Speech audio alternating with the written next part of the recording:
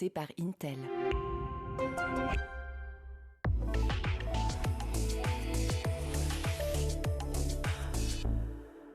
Bonjour à tous et bienvenue dans le grand JT de l'éducation. Tout de suite, le sommaire. Agrégé, docteur S-Lettres, Pascal Bouchard est journaliste et spécialiste des questions d'éducation. En 2009, il fonde Tout Éduc à la recherche d'un autre regard sur le journalisme et surtout sur l'éducation. Il sera notre invité en première partie d'émission.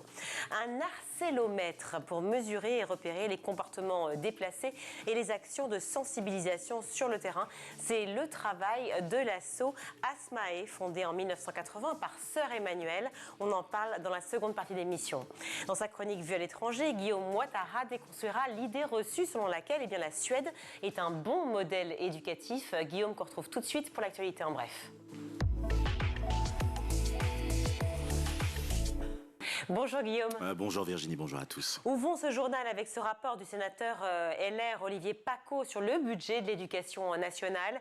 La revalorisation, je cite, des enseignants était une obligation, mais ne règle pas le manque d'attractivité du métier. Voilà qui résume son état d'esprit. Oui, on le sait, le budget de l'éducation nationale est en hausse pour l'année 2024 de 6,5%. Une hausse due majoritairement à l'augmentation de la rémunération des enseignants à travers le pacte enseignant, vous le savez. Le sénateur Les Républicains de l'Oise, Olivier Paccaud, s'est donc penché sur ce budget. Il est rapporteur spécial de la mission enseignement scolaire et le premier constat, c'est que la hausse de la rémunération était nécessaire, mais absolument pas suffisante. Voilà ce qu'il dit. Compte tenu de la crise de recrutement et de la paupérisation du corps enseignant, la revalorisation était une obligation, mais elle ne règle pas pour autant le manque d'attractivité du métier.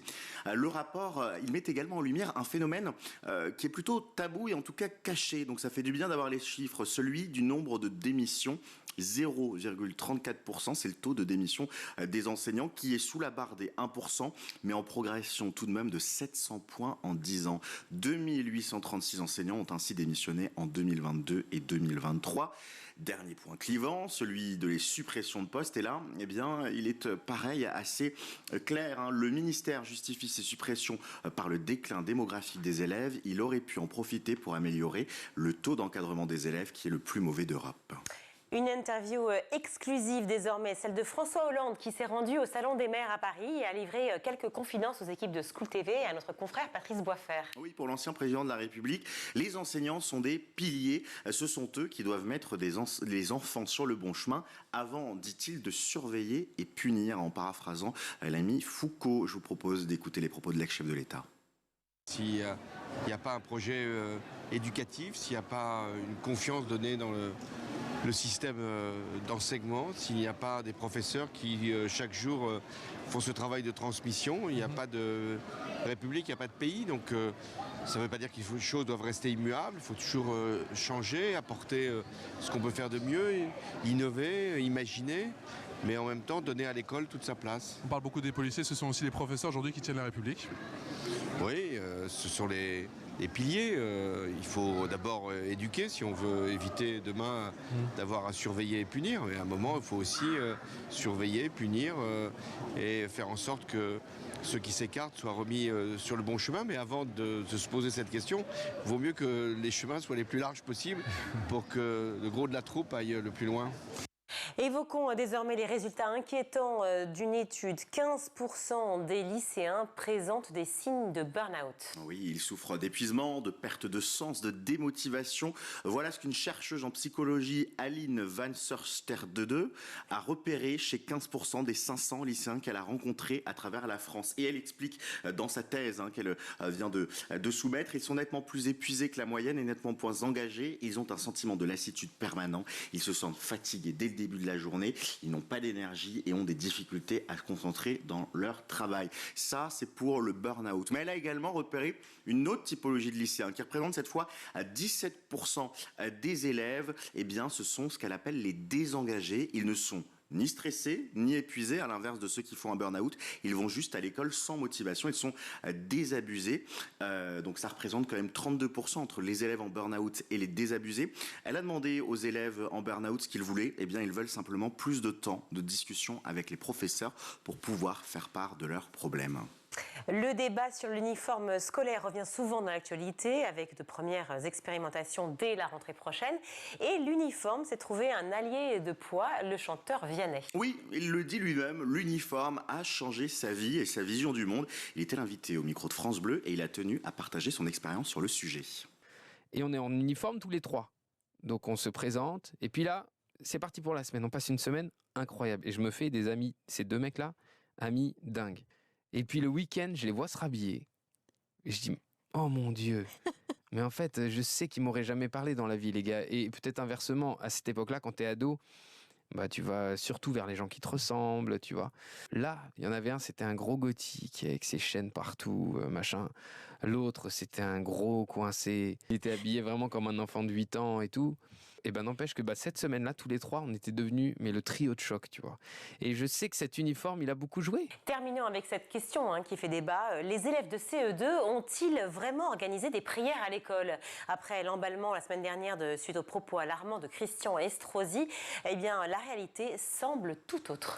Oui, c'est un véritable micmac qui est en train de se tramer en ce moment à Nice. Tout commence la semaine dernière. Lundi, Christian Estrosi a dénoncé des prières prétendument survenues dans un établissement scolaire de Nice. Donc c'était lundi, la semaine dernière. Dans cette première affaire, les parents ont été convoqués en début de semaine. Il n'y a pas de communication officielle pour le moment. Mais une seconde affaire a également été soulignée par Christian Estrosi. C'était cette fois jeudi dernier. Le maire a annoncé de nouvelles prières à l'école élémentaire Pierre Merle qui vise 3 élèves de CE2. Le problème, c'est que Nice Matin a enquêté sur cette seconde affaire de jeudi dernier. Les parents ont été convoqués et ils expliquent qu'en aucun cas il s'agissait de prières, ni musulmanes ni d'autres confessions, mais simplement d'un jeu entre les élèves. Voilà les propos du père d'un élève recueillis par Nice Matin. Les écoliers invoquaient un fantôme en apercevant une bâche blanche coincée dans les branches d'un arbre de la cour. Alors, prière ou invocation de fantôme, c'est la question qui se pose et en tout cas qui irrite la FCPE. C'est la journée internationale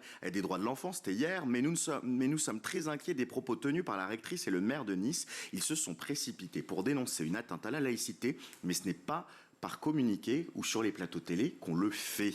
De son côté, le rectorat persiste et signe. Interrogé sur le plateau de BFM Nice Côte d'Azur, voilà ce que dit la rectrice de Nice. Lorsque des enfants justifient la prière à travers une argumentation qui n'est pas celle d'un enfant, on ne peut pas laisser passer ça. Alors, où se trouve la vérité? L'enquête va le montrer et l'emballement en tout cas n'aurait pas dû être. À noter qu'Éric Ciotti, qui est quand même le meilleur ennemi de Christian Estrosi, a lui aussi fait son petit tweet. Des enfants et des parents ont été injustement montrés du doigt. La politique et la communication permanente ne justifient pas tout. Alors, prière ou pas, affaire à suivre.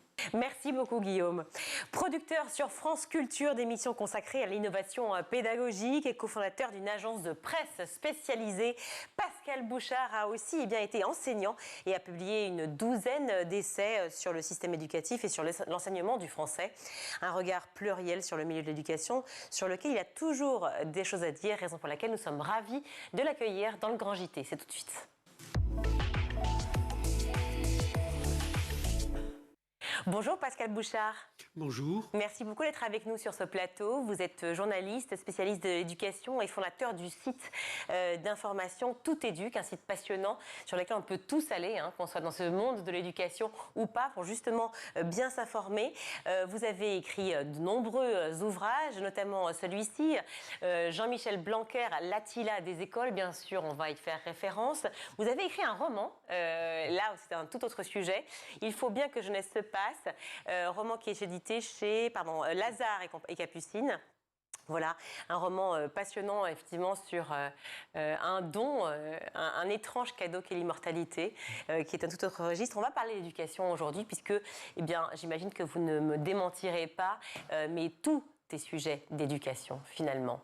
L'éducation, on en parle beaucoup, c'est un sujet qui revient sur la table beaucoup en ce moment et peut-être tant mieux, fallait-il se poser la question de qu'est-ce qu'on veut pour notre société. Et alors finalement, sans faire une réponse qui va durer 45 minutes, et c'est peut-être là l'exercice le plus compliqué, mais qu'est-ce qu'on veut pour notre société finalement? Je vous la pose cette question. Quelle serait l'éducation qu'il faudrait pour nos enfants?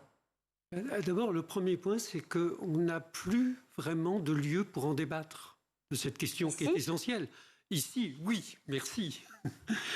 Mais je sors du salon de l'éducation, qui, comme vous le savez, est en 2 parties. Une partie qui est professionnel, où il y a des débats passionnants, mais à la condition qu'ils ne soient ni politiques ni polémiques, m'a dit Guylaine de Chambine, qui organise cette partie-là du Salon de l'éducation. Quant à la partie grand public... Parce qu'elle estime, pardon de vous couper, elle estime que le côté politique n'est pas constructif, c'est ça? Que ce n'est pas le but d'un salon professionnel. D'accord. Et qu'est-ce qui vous gêne dans ce sens? C'est-à-dire que vous ne pouvez pas, du coup, critiquer ce qui a été fait avant et pouvoir procéder, effectivement, à de nombreux changements? Justement, à ce point extrêmement polémique, qui est de savoir à quoi sert l'éducation. Ce que nous voulons, quel est le projet de société à travers l'éducation? Prenons un exemple simple. Oui. Faut-il augmenter, améliorer la mixité scolaire? A-t-on besoin de plus de mixité scolaire? Si on considère que le rôle de l'éducation est uniquement la transmission de connaissances, pas tout à fait évident qu'on ait besoin de plus de mixité scolaire. Il paraît que ça améliorerait le niveau des élèves les plus faibles sans beaucoup dégrader le niveau des élèves les meilleurs. Bon. Disons que la mixité scolaire, elle est quand même problématique aujourd'hui. En revanche, si nous voulons une société fraternelle, une société apaisée, une société où des personnes de différentes sensibilités peuvent se rencontrer, se côtoyer, respecter les cultures de l'un et de l'autre, là, on a besoin de mixité scolaire. Donc, c'est un problème de société. Vous avez écouté le ministre Gabriel Attal à ce sujet, parce que vous suivez depuis très longtemps les affaires d'éducation, donc vous avez suivi justement tous les ministres. Est-ce que, justement, lorsqu'il parle, lui, de mixité sociale et scolaire, est-ce que les propos vous semblent plus constructifs, justement, plus parlants? Non. Le choix de Gabriel Attal, qui correspond à celui de Jean-Michel Blanquer, c'est... vous trouvez qu'il y a une continuité? Totalement. Après la parenthèse Pape Ndiaye, on a deux leviers pour jouer sur la mixité scolaire. Le premier, c'est de jouer sur la carte scolaire pour qu'il y ait davantage d'enfants de quartiers différents qui convergent vers le même établissement, ou bien implanter dans les collèges défavorisés des options rares, le chinois, classe aménagée musique, que sais-je, qui vont faire venir une clientèle, classe moyenne, un peu favorisée par rapport à l'environnement et qui sinon part dans l'enseignement privé. On a petit a, c'est risqué parce qu'à ce moment-là, on constitue des classes ghetto, enfin les classes spéciales pour les enfants qu'on a ramenés ainsi dans le collège et en fait, on a toujours une absence de mixité sociale dans les classes. Et deuxièmement, on n'a aucun bilan de ce qui a été fait. Combien de ces sections ont été implantées? Combien est-ce que cela a favorisé la mixité scolaire? On n'en sait rien. Mais mettre l'idée de Gabriel Attal, donc de mettre les enfants qui sont forts ensemble et les enfants qui sont peut-être moins forts ensemble pour justement qu'ils se sentent soutenus et aidés, vous pensez que c'est une mauvaise idée dans le sens de la mixité? J'ai été enseignant avant d'être journaliste et, disons, le jeune agrégé de lettres dans un collège de Dieppe, j'avais les bonnes classes, 4e, 3e, latin, allemand. Puis un jour, j'ai eu l'idée stupide de demander la 6e de transition, rebaptisée 6e 10 à cause de la réforme Abi. Puis comme je suis têtu, la 5e 9. Et puis comme je suis toujours aussi têtu, la CPPN. Donc le niveau très faible, j'ai vu les catastrophes que cela produit. Je me croyais un bon pédagogue, j'ai compris que je ne savais rien, que j'étais aussi nul que les autres en face d'une difficulté insurmontable. Mais c'est regrouper tous les élèves en groupe de niveau, c'est une catastrophe. Mais alors, que faudrait-il faire selon vous? Puisque justement, vous avez été là en immersion complète dans tous les systèmes possibles. Vous connaissez par cœur l'éducation. Vous avez été professeur, effectivement, dans les très bonnes classes comme dans les moins bonnes. Et vous avez forcément envie que vos élèves s'en sortent et soient meilleurs. Qu'est-ce que vous avez remarqué? Qu'est-ce qui, selon vous, n'a jamais été fait, qui devrait être fait de manière évidente? Si on avait la recette, ça se saurait. Non, parce que, pardon, je vais faire la phrase classique, mais c'est facile de critiquer. Bon, on peut toujours dire c'est pas bien, c'est pas bien, c'est pas bien, mais qu'est-ce qu'il faut faire dans ces cas-là? Est-ce que, effectivement, regrouper, c'est pas une bonne chose? Faire plus de mixité sociale, c'est-à-dire de faire en sorte que des élèves qui sont des élèves qui viennent de familles défavorisées, qui sont malheureusement, qui n'ont pas forcément aussi les mêmes niveaux d'apprentissage, les mêmes niveaux scolaires, puissent être en lien avec des enfants qui sont dans des secteurs plus favorisés et de bon niveau. On dit aussi que c'est contesté. Alors, que faut-il faire? Que faut-il faire? Un peu un mixte de tout. C'est-à-dire que on peut à certains moments différencier la pédagogie et faire du travail par petits groupes, mais on ne peut pas avoir des groupes fixes qui vont rester toute l'année et qui vont constituer des ghettos. L'idée qu'on passe d'un groupe à un autre en cours d'année, ça ne fonctionne pas, sauf si le groupe est prévu pour changer. Et puis on n'a pas besoin d'avoir des groupes en français et en mathématiques. C'est en géométrie, c'est en grammaire, c'est sur tel point qu'on peut... Sur des points précis. Sur des points précis qu'on peut différencier. Alors, on parle effectivement de mixité sociale, mais on parle aussi de niveau. Dans notre conversation, évidemment, il y a une problématique du niveau des élèves français. On parle des fondamentaux, le français et les maths, mais c'est une dynamique générale sur toutes les matières maintenant que l'on voit en France. Est-ce que déjà, vous pensez, par rapport aux évaluations faites en classe de 4e et demandées par le ministre Gabriel Attal, est-ce que vous pensez qu'il y a déjà une sorte d'évaluationnite aiguë, poussée au maximum pour essayer de comprendre tout le temps, mais vraiment jamais chercher le problème? Vous le résumez très bien. Vous résumez très bien la question. Moi, ce qui me frappe beaucoup, c'est qu'on a une évaluation permanente des élèves et qu'on n'a pas d'évaluation des politiques qui ont été mises en place depuis 2017. Si on les passe très très rapidement en revue, si vous me permettez, en prenant par classe d'âge, scolarisation à 3 ans, aucun changement. On n'a pas plus d'enfants scolarisés. De toute façon, ils l'étaient déjà tous, sauf en Guyane et à Mayotte, où la situation n'a pas fondamentalement changé. Coût pour les finances publiques, 46 millions à cause du forfait d'externat des classes de l'enseignement privé qui sont passées sous contrat. Et c'est une façon aussi d'amener les plus petits très tôt vers l'apprentissage aussi. Là, peut-être. Peut-être y a-t-il d'ailleurs un projet pour avoir de nouveaux programmes dans les écoles maternelles, sans évaluation de ce qui se fait actuellement, sans évaluation de ce que ça a changé pour la gestion des après-midi et de la sieste, dont on connaît l'importance pour les petits. Également, dans ce même ordre d'idées, retour aux 4 jours, aucune évaluation. Et, dédoublement des CP et CE1, quelques bribes d'évaluation, mais pas d'évaluation globale. Ça, a priori, ça a été plutôt positif, comme non, pas du tout. Un échec. C'est positif au premier semestre en lecture. Oui. Et sur l'année de CP, enfin, c'est positif très faiblement. C'est 0,08 écart type pour ceux qui manient ce jargon. Un tout petit peu plus en mathématiques et sur toute l'année de CP, aucun intérêt au CE1. Aucun intérêt au CE1. Je rebondis vous parlez de la lecture, justement. Dans ce livre, vous avez publié, Jean-Michel Blanquer, à l'Attila des écoles. Quand vous faites référence à l'Attila, c'est pour dire, en fait... Qui rase tout sur son passage. Oui, derrière... Et c'est difficile de reconstruire derrière. Voilà, l'herbe ne repousse pas. Vous lui reprochez justement, notamment, d'avoir voulu à tout prix changer les méthodes de lecture, et notamment la méthode syllabique. Oui.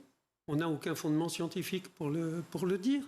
Quoi qu'en disent Stanislas Dehaene, Franck Ramus, Liliane Sprenger-Charol, on n'a pas d'argumentation scientifique très sérieuse pour affirmer que la syllabique est nettement supérieure à la globale ou à la mixte.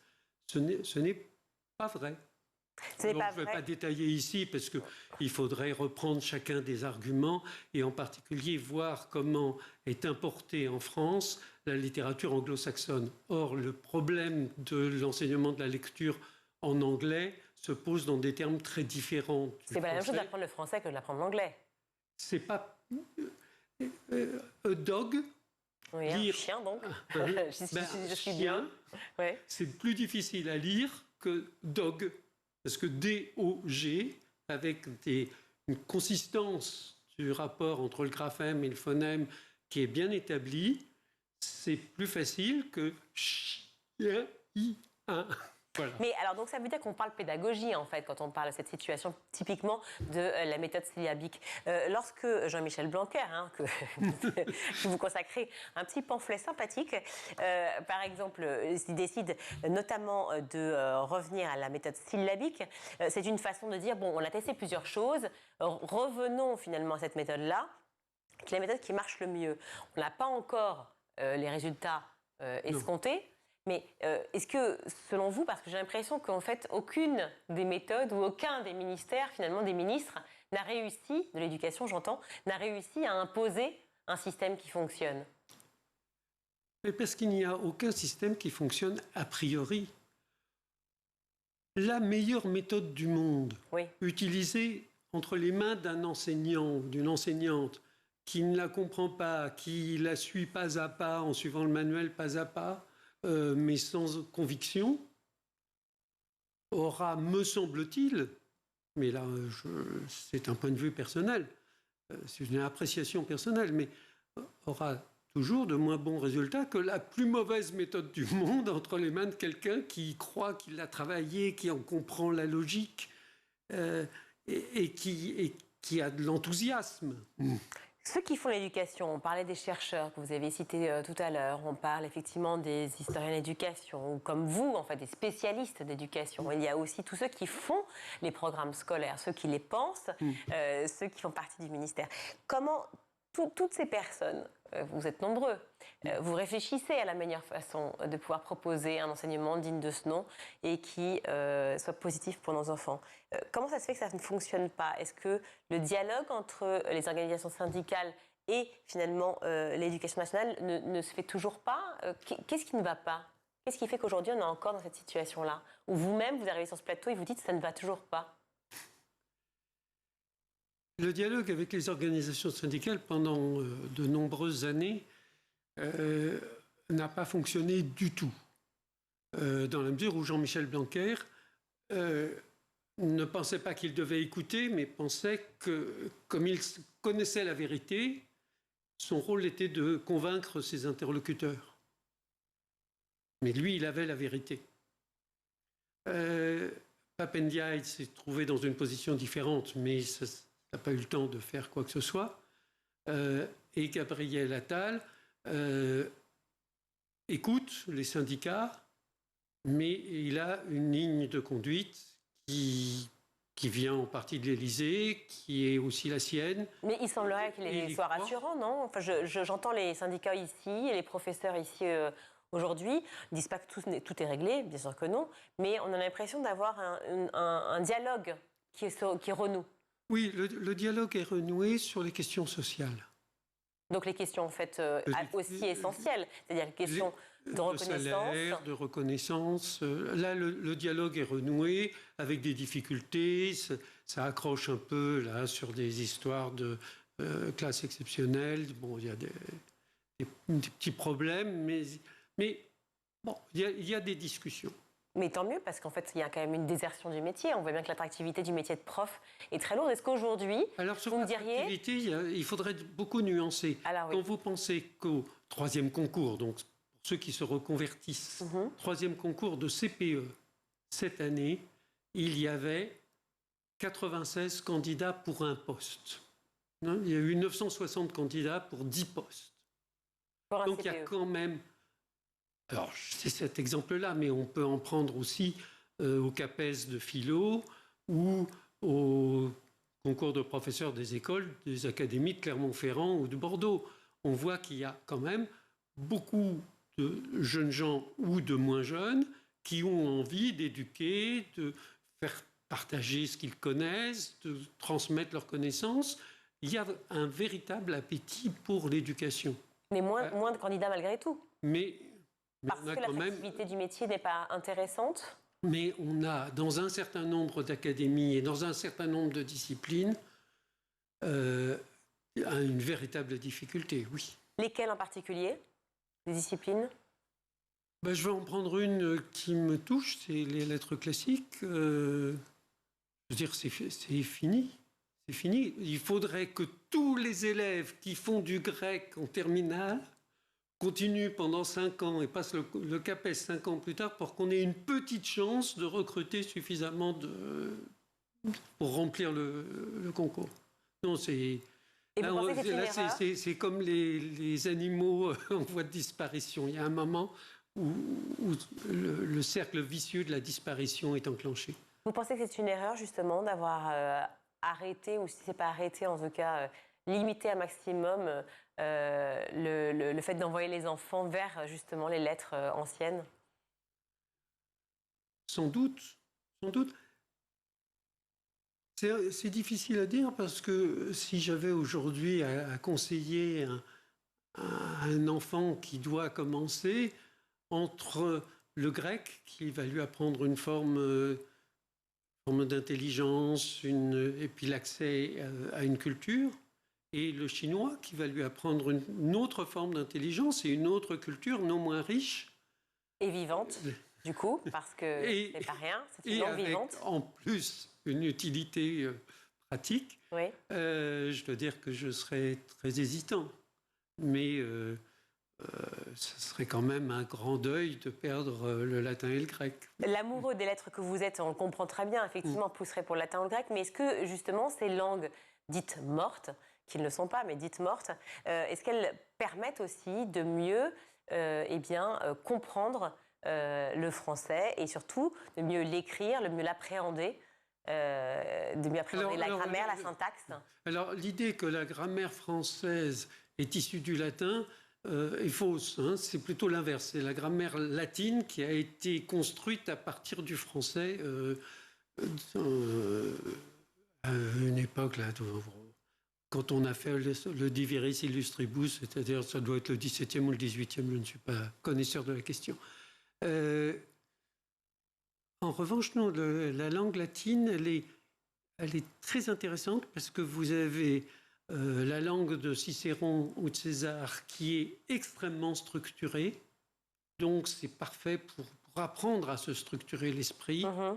Et ensuite, vous avez Virgile, vous avez Lucrèce, vous avez Tacite, vous avez des Tite-Live, vous avez des écrivains qui ont une langue beaucoup plus souple et qui obligent justement à avoir cette capacité de gymnastique intellectuelle. Dernier mot qui n'a absolument rien à voir avec le niveau, mais je profite de votre venue sur le Grand JT pour vous évoquer cela. Le plan d'Elisabeth Borne contre les violences faites aux enfants. On recense beaucoup de types de violences de manière générale, malheureusement, qui sont entrées au sein des établissements aujourd'hui. On l'a vu avec les violences entre enfants, les violences et la défiance vis-à-vis des professeurs et du statut de professeur. C'est un plan urgent avec, je crois, 82 mesures évoquées, notamment, je vais en citer quelques-unes, travailler davantage avec les conseils départementaux, renforcer l'éducation à la vie sexuelle et un plan de formation interministérielle qui va être lancé et consacré au repérage de toute forme de violence. Et cela, ça va concerner effectivement les ministères, les magistrats et les professionnels de l'éducation. Est-ce que je voudrais avoir votre réaction à ce plan? Globalement, le plan est intéressant. De toute façon, il faut faire quelque chose et donc on est content qu'il y ait quelque chose. Après, on peut discuter de chacune des mesures. Par exemple, améliorer l'éducation sexuelle, oui, c'est ce que tout le monde dit depuis 20 ans, je ne sais plus de quand date la loi, qui dit que c'est obligatoire et que ce n'est pas fait. Donc voilà, espérons que ce n'est pas un vœu pieux. Pour l'instant, on ne voit pas très bien quelles sont les mesures concrètes qui vont permettre que cette éducation sexuelle se fasse effectivement. Il y a un point qui est très intéressant, c'est que des discussions vont être engagées avec le Conseil de l'ordre des médecins, le Conseil de l'ordre des infirmiers, le code de déontologie des services sociaux, pour que ces gens communiquent entre eux quand ils ont une information, sans être bloqués par le secret professionnel et qu'ils soient en confiance et que le secret soit respecté mais partagé. Ce qui est très important, effectivement, notamment en cas de harcèlement, un autre fléau que l'on découvre beaucoup au sein des écoles. Merci beaucoup, Pascal Bouchard. Je suis désolée, le temps est imparti et voilà, je ne peux pas déborder. Mais merci d'avoir été avec nous. Je rappelle donc votre ouvrage que j'ai dans les mains, Jean-Michel Blanquer, L'attila des écoles, aux éditions du Croquant, qui est toujours disponible, bien entendu. Toutes les informations sur le site Tout Éduque. Alors, c'est un site d'information passionnant où vous trouverez plein d'articles de revues sur le sujet, ainsi que ce roman que vous venez de faire paraître, Il faut bien que jeunesse se passe, aux éditions Lazare et Capucine. Voilà. Merci beaucoup, Pascal Bouchard, d'avoir été avec nous sur ce plateau. Merci. Merci de m'avoir invité. On marque une courte pause, on se retrouve.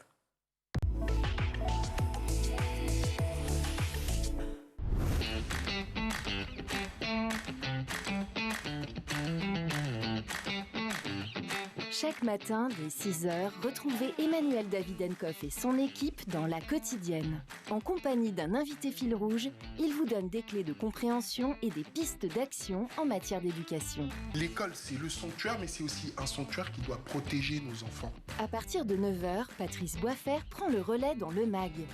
Au cœur des territoires, la parole est donnée tous les jours aux élus locaux et régionaux, ainsi qu'à ceux qui font l'école. Initiatives locales, projets éducatifs, l'équipe du MAG met en avant ceux qui cherchent à faire bouger les choses. Et donc nous devons en permanence ajuster, accompagner les jeunes évidemment, mais aussi les familles, et faire en sorte qu'ils puissent étudier dans des lieux le plus agréables possible. À 12h30, School TV vous propose de plonger dans l'école du futur. Avec ses invités, Philippine Dolbeau décode et teste les nouvelles technologies mises au service de l'éducation. Comment éduquer nos enfants à l'ère du numérique? Élément de réponse avec une équipe de chroniqueurs à la pointe des tendances tech. Nous, notre point, c'est de dire qu'avec l'expansion du numérique et la prépondérance des écrans, il est normal de donner à la littérature les moyens de se battre à l'heure du numérique. Tous les soirs à 20h30, dans le grand JT de l'éducation, Virginie Guillaume fait le point sur l'actualité du jour. Politiques et acteurs de l'éducation se questionnent sur l'avenir de nos enfants à l'école. Je me suis rendu compte que beaucoup d'enseignants aujourd'hui en France se retrouvent à utiliser leur propre téléphone portable, leur propre ordinateur pour faire des contenus ou pour dialoguer avec leurs élèves. C'est indigne. Chaque semaine, Malika Ménard reçoit une personnalité qui raconte ses souvenirs d'écolier et dévoile sa vision de l'école d'aujourd'hui et de demain. L'école de demain, ça doit être d'offrir 1 milliard de possibilités à tout le monde avec le même niveau de satisfaction et qu'il n'y ait pas les bons, les mauvais. School TV, imaginons ensemble l'école de demain.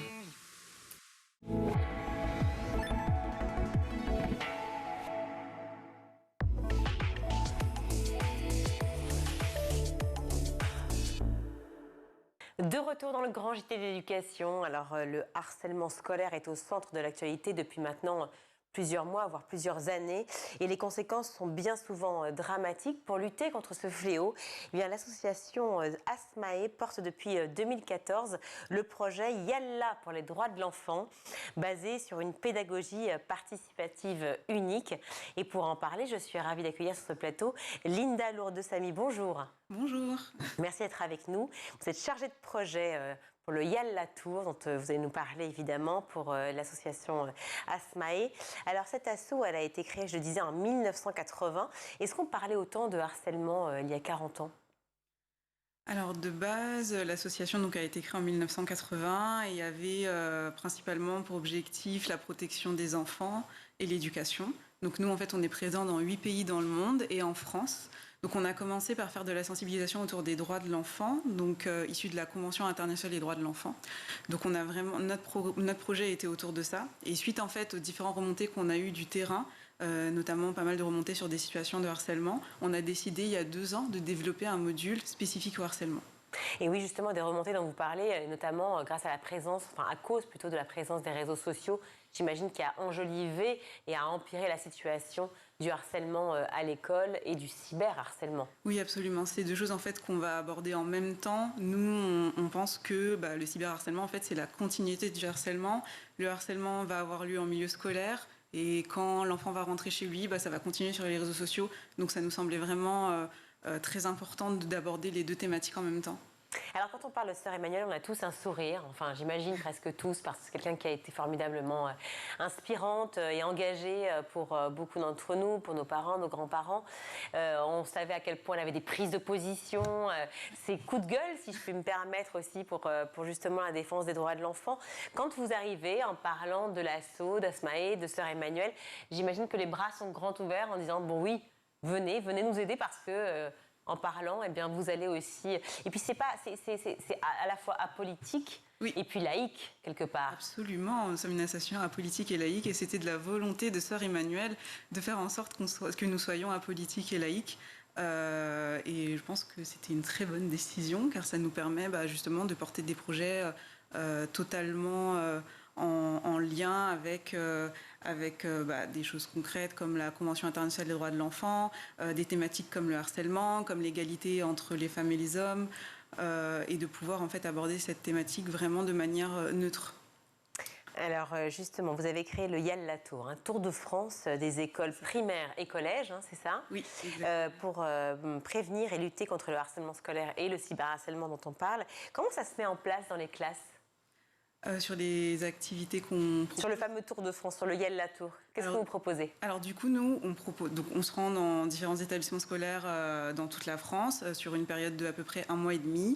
On va avoir en fait des présentations, des outils pédagogiques très adaptés en fonction de l'âge des enfants, c'est-à-dire qu'on va intervenir sur le temps scolaire, sur une temporalité, sur une durée qui peut aller de 30 minutes pour les écoles maternelles jusqu'à 2 heures à partir du collège. On va aborder en fait la thématique du harcèlement. Par exemple, pour les classes un peu plus petites, pour les primaires, on va avoir vraiment un commentaire d'image avec une scène de harcèlement qui va se dérouler en dehors de l'école, à l'intérieur de l'école, à la maison. Et on va demander en fait aux élèves de commenter et d'identifier les différents rôles qu'on trouve. Et dans les collèges, on va aller beaucoup plus loin et ouvrir la parole et le débat autour de la question du harcèlement. Et voilà, ça marche plutôt bien. Quand vous parlez du primaire, justement, ces fameuses scènes, est-ce que les remontées que vous avez sont des enfants qui ont bien compris les situations ou il y a encore une certaine confusion de savoir ce qui se passe réellement devant eux ? Alors oui, globalement, les enfants comprennent bien la situation de harcèlement en général. Par contre, on va se rendre compte qu'effectivement, pour les élèves… le harceleur et la victime vont être identifiés, alors qu'il y a plein d'autres personnes en fait qui sont dans une scène de harcèlement, des témoins silencieux, des personnes qui vont renforcer la situation de harcèlement, et également des assistants qui vont aider la personne qui harcèle à accomplir son acte.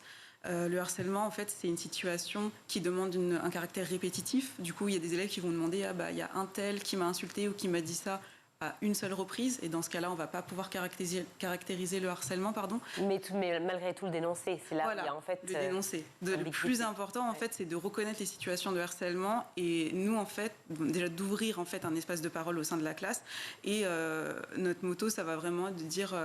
parlez-en, dès que vous voyez, dès que vous êtes témoin, tout le monde a sa responsabilité, tout le monde peut agir et faire en sorte que la situation de harcèlement cesse.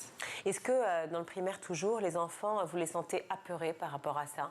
Est-ce qu'il y a une sorte d'angoisse, de frayeur ? Alors non, pas du tout. En fait, on sent vraiment que les élèves vont justement se confier assez facilement en public, en fait, sur moi je ne m'étais pas rendu compte, mais en fait moi aussi à un moment donné j'ai peut-être été assistant, j'ai moi-même harcelé ou j'ai moi-même été harcelé, et on sent vraiment qu'il y a un cadre bienveillant qui fait que les élèves se confient assez facilement.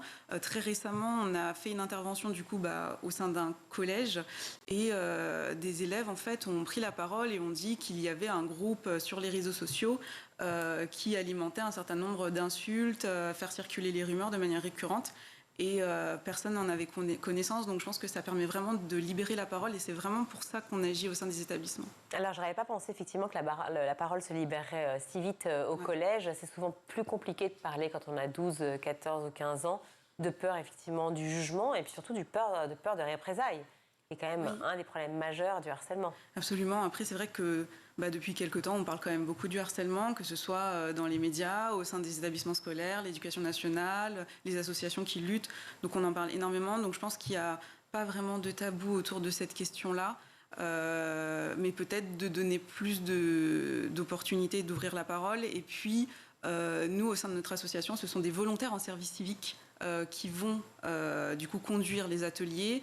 Du coup, c'est vraiment la parole d'un jeune qui va parler à d'autres jeunes et du coup ça crée vraiment un climat de confiance et ça permet vraiment de libérer la parole plus facilement, je pense. Et aussi le fait que ce soit quelqu'un d'extérieur, parfois ça facilite aussi les échanges. Alors, vous parlez d'un atelier, effectivement, où l'on voit une scène dans les classes primaires. Qu'est-ce que vous proposez comme atelier pour le collège ? Pour le collège, on va avoir du coup quelques images vraiment pour expliquer un petit peu la situation de harcèlement, les différents rôles, etc. On va présenter des statistiques, on va présenter ce qui tombe sous le coup de la loi au niveau pénal, quels sont les risques.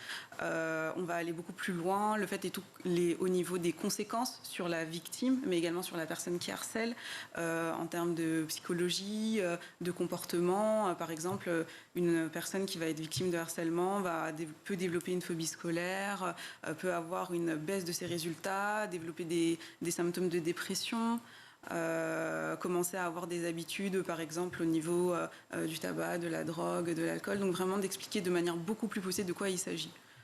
Parce que clairement, c'est un public qui nous permet d'aborder ces sujets de manière plus technique. Alors quand vous abordez ces sujets justement avec les collégiens, j'imagine que vous vous dites mais c'est dommage que les parents ne soient pas là, ainsi que tout le personnel éducatif, parce que c'est peut-être eux aussi qui doivent être sensibilisés à cette question du harcèlement. Quand on parle de harcèlement, on parle de repérage. C'est toujours le problème du diagnostic, entre guillemets. Oui, absolument. Quand pendant nos séances, les professeurs sont présents, parfois les proviseurs vont être présents également, et on commence tout juste à développer également notre activité avec les parents, parce qu'il y a réellement un besoin, enfin en tout cas on le ressent, et on a déjà fait quelques ateliers pour le moment, on ne peut pas encore parler de grande sensibilisation, et on va avoir des situations très émouvantes où les parents vont confier leur vécu, vont pouvoir échanger entre eux en disant moi aussi ça a été dur. Ce sont les parents qui sont volontaires? Non, du coup, on a commencé à développer auprès des parents, par exemple dans des entreprises, au sein des établissements scolaires. Mais du coup, oui, effectivement, ils sont d'accord pour venir. Ils sont d'accord pour venir. Ils sont déjà sensibilisés à la cause. Le problème, ce sont les autres. Oui, voilà, c'est ça. Voilà. Donc, de toucher pouvoir les toucher, justement. Absolument. Parce qu'au sein d'une famille, quand il y a un enfant, souvent, qui est victime de harcèlement, eh bien, on se rend compte soit trop tard, soit, si ce n'est pas trop tard de manière dramatique, en tout cas trop tard dans le sens où l'enfant est très marqué. C'est ça. Et c'est toujours difficile pour les parents de prendre conscience d'une situation. Sans vouloir mettre effectivement la faute sur les parents, mais oui. Cette problématique-là, il faudrait pouvoir la développer. Comment vous allez faire pour pouvoir justement toucher davantage les parents ? Déjà, je pense que par le biais de l'école, c'est quand même assez facile parce que du coup, tous les enfants, les élèves fréquentent l'école et ces enfants ont des parents. Dans le cadre de réunions, de cafés de parents qui peuvent être mis en place. Enfin, il y a vraiment beaucoup de choses à faire, mais on est vraiment dans le développement pour le moment. Donc, peut-être grâce à ce harcélomètre. Est-ce que vous nous racontez ce que c'est que le harcélomètre ? Alors le harcélomètre, on appelle ça, c'est un baromètre du harcèlement. C'est un outil qu'on distribue à la fin de chacune de nos séances au sein des classes, et en fait qui va donner finalement une espèce de une différenciation entre une relation qui est totalement saine et une relation qui est préoccupante, voire inquiétante, avec des bulles de discussion. Donc c'est vraiment pour se donner une idée de où on se situe vraiment dans du harcèlement, ou là où effectivement il n'y a pas de harcèlement, on est dans une relation saine. C'est vraiment un outil au service de la prévention que l'on fait au quotidien. Ça remplace pas ce qu'on fait en atelier, mais on a des questions parfois de la part des élèves ou même parfois de la part du corps enseignant. Oui, mais du coup le harcèlement, c'est quoi ? Là, j'ai vécu une situation de harcèlement, mais je ne suis pas sûre. Donc c'est vraiment un outil qui va un petit peu illustrer avec une discussion de type texto par téléphone ou sur un réseau social pour voir un peu où on se situe. Alors évidemment, une fois qu'on a compris, il y a donc d'un côté en vert relations respectueuses, en orange relations préoccupantes et relations dangereuses en rouge. Une fois qu'on a compris où est-ce qu'on se situait, si je puis dire, il y a 2 numéros qu'on va rappeler aujourd'hui encore, le 30-20 et le 30-18. Alors du coup, c'est juste le 30-18, ça a changé récemment. Voilà. Pour le harcèlement et le cyberharcèlement, c'est un numéro unique. Parce que les 2 numéros sont derrière, mais sachez que c'est le 30-18 maintenant. On l'enlève maintenant, on demande aux élèves de le barrer et on va devoir changer du coup, mais c'est très récent. Et du coup, de contacter ce numéro-là, pour en fait, c'est anonyme en fait, et l'élève ou un témoin ou n'importe qui en fait qui prend connaissance d'une situation de harcèlement peut prendre le téléphone, appeler ce numéro et avoir en fait des équipes très réactives derrière qui vont donner des conseils. Pour le cyberharcèlement, qui peut enlever en fait les articles en cause en 1 ou 2 heures. Donc c'est un service qui est vraiment très efficace et on encourage fortement à appeler, même en cas de doute en fait. Alors vous le disiez, l'association ASMAE, c'est aussi une association pour les droits de l'enfant de manière générale. Oui. Et vous lancez la première édition du prix Yalla pour les droits de l'enfant, qui s'appelle Filme tes droits avec Yalla. Racontez-moi. Alors du coup, on va sélectionner 30 classes pour en fait faire une vidéo autour des droits de l'enfant qu'ils auront choisis eux-mêmes. Donc nous, on va se rendre dans ces établissements scolaires qu'on aura sélectionnés en amont. On va expliquer un petit peu quels sont les droits de l'enfant, enfin faire notre présentation qu'on fait d'habitude sur la Convention internationale des droits de l'enfant. Et par la suite, en fait, à l'aide avec leur enseignante ou leur enseignant, ils vont devoir en fait créer un scénario. Et pour les meilleurs scénarios, donc ça va passer face à un jury. On va envoyer un vidéaste professionnel qui va faire une vidéo. Donc ça peut être autour du harcèlement, mais ça peut être autour de n'importe quel droit de l'enfant, comme le droit de la famille, le droit au loisir. Donc voilà, c'est vraiment créer un scénario dans une classe et ensuite, si c'est sélectionné, avoir vraiment un beau résultat. Merci beaucoup d'avoir été avec nous, j'allais dire Asmae, non, Linda Lourdes-Samy, mais qui représente l'association Asmae justement. Merci beaucoup d'avoir été avec nous pour nous parler du Yalla Tour. C'est bien ça, hein, c'est comme ça que ça s'appelle, voilà, le Yalla Tour, donc le Tour de France des écoles primaires et collèges, qui permet de sensibiliser à ce fléau qui est le harcèlement et le cyberharcèlement. Merci d'avoir été avec nous. Merci à vous. Le grand JT. On va retrouver tout de suite Guillaume Ouattara pour sa chronique.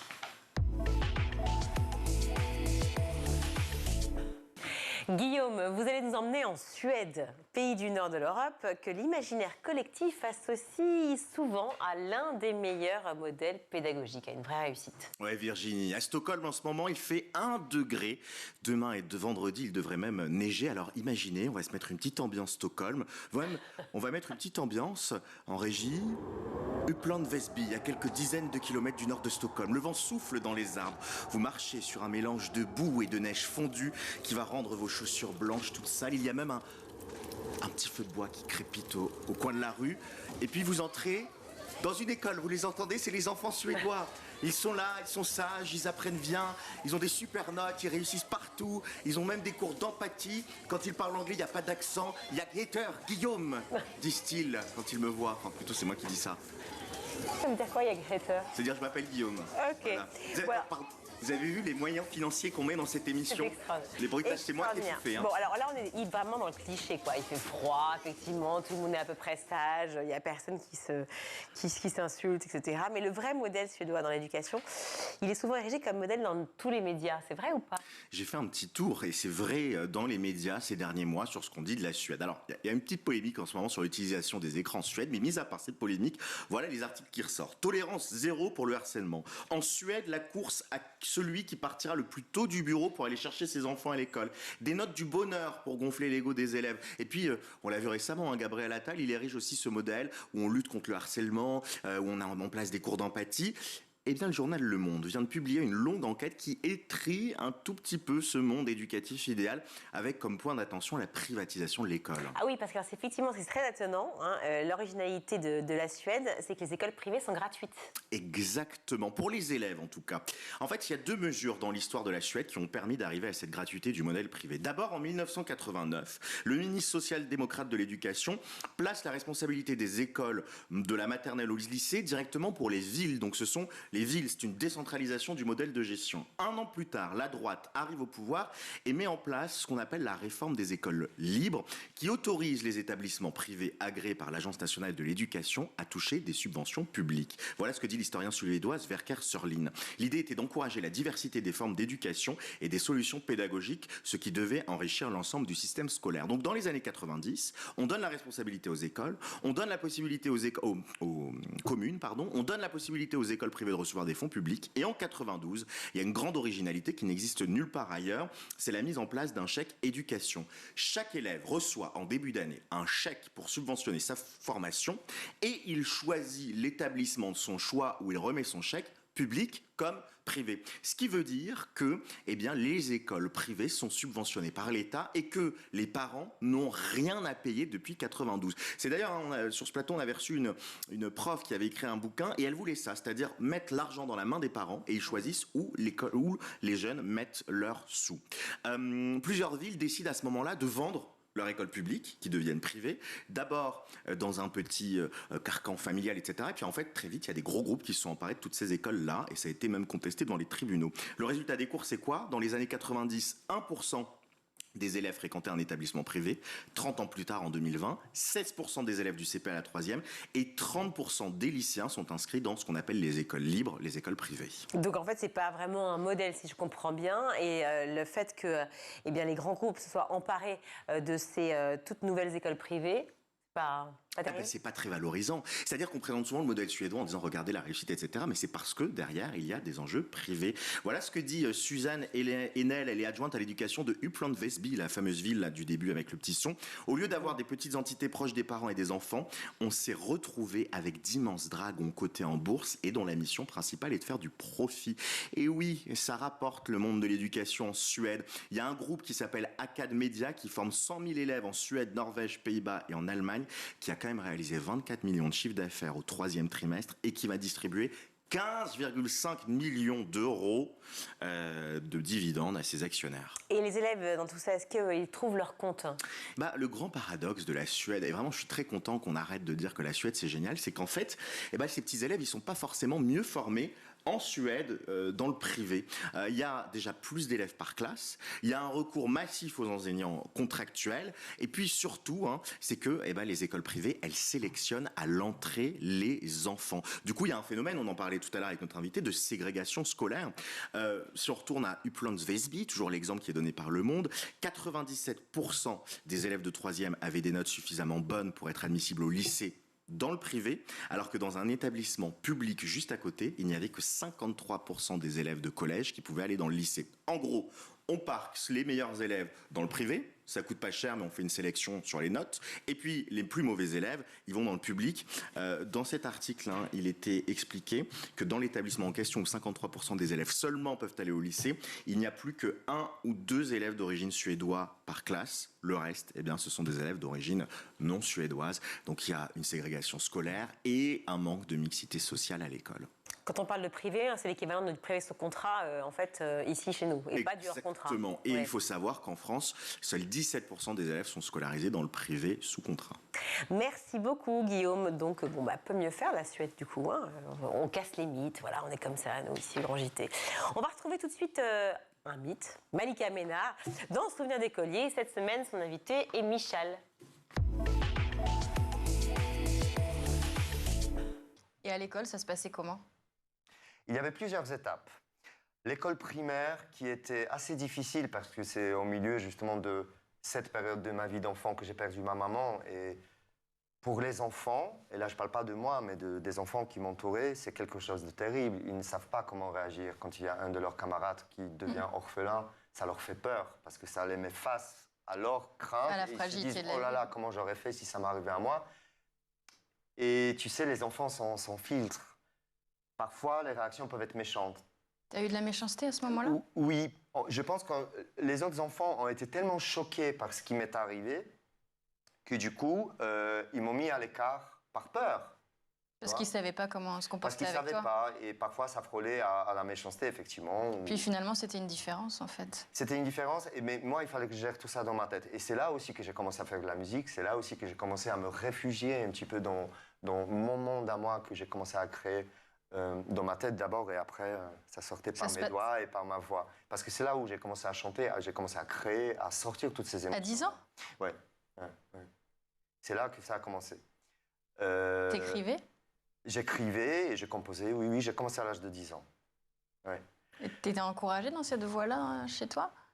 Non, c'était même tout l'inverse parce que tout à l'heure je parlais de ces grands-parents qui m'ont sauvé et qui m'ont élevé, mais qui étaient très protecteurs. Et eux, ils avaient très peur que je fasse de mauvais choix dans la vie. Déjà, la situation était tellement compliquée à la base, tu vois.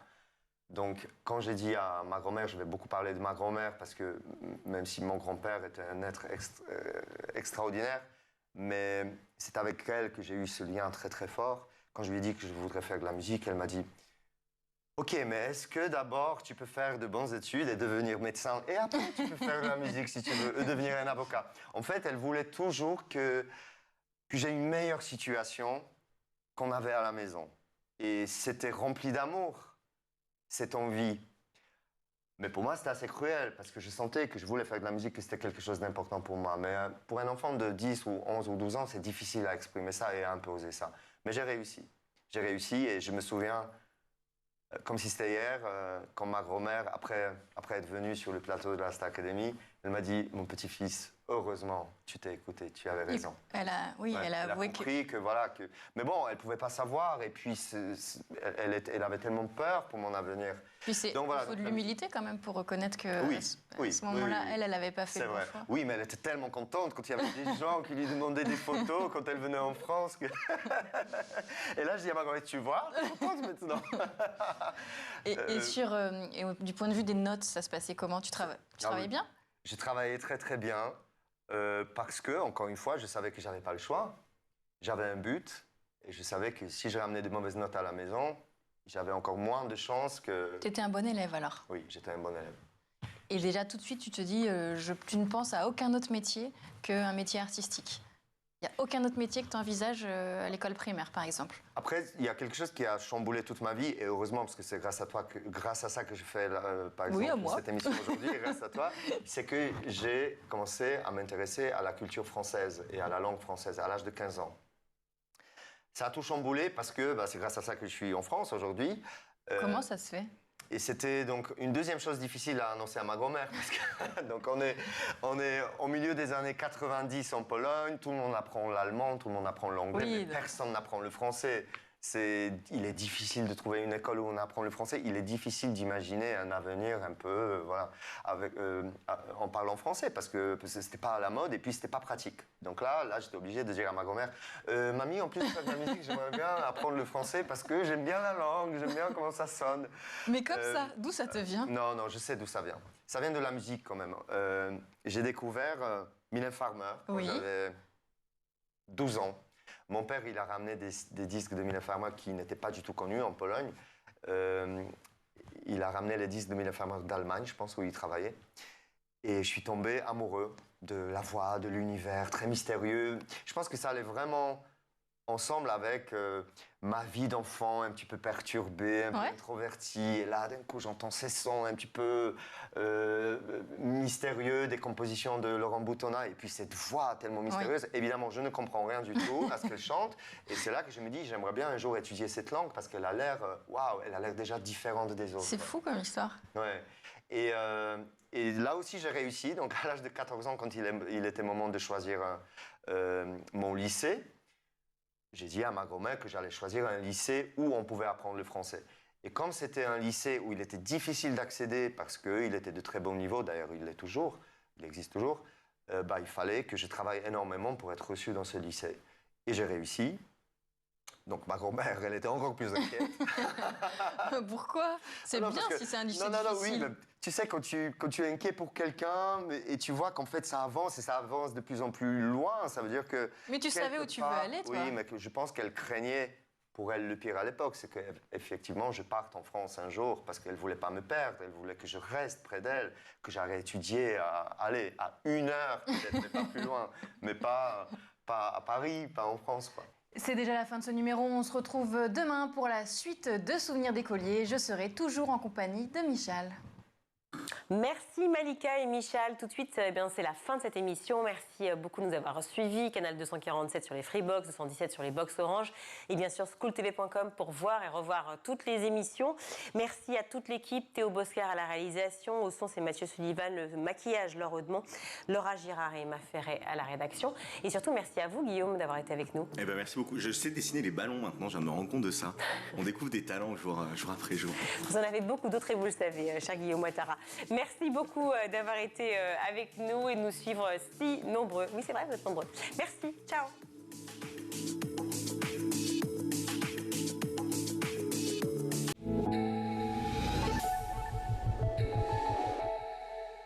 Ce programme vous a été présenté par Intel.